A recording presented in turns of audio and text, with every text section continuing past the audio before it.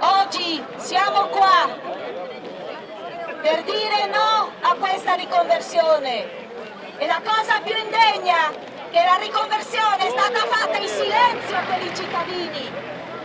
Un cittadino si è sentito dire domenica sera: complimenti, lei è il primo paziente del punto di primo intervento di Gemona, come se fosse un grande trofeo.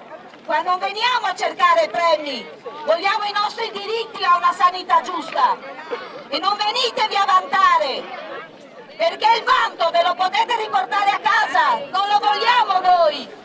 Noi vogliamo quello che è nostro, l'ospedale di Gemona deve rimanere tale, non diventare una casa di riposo per privati, per lusso.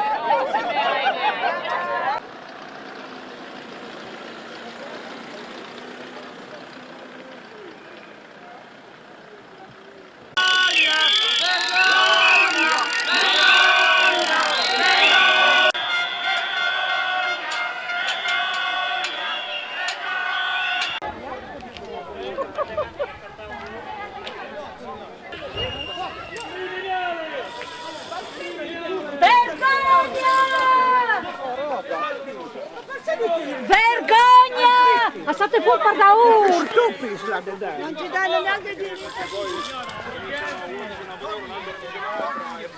Ma vai,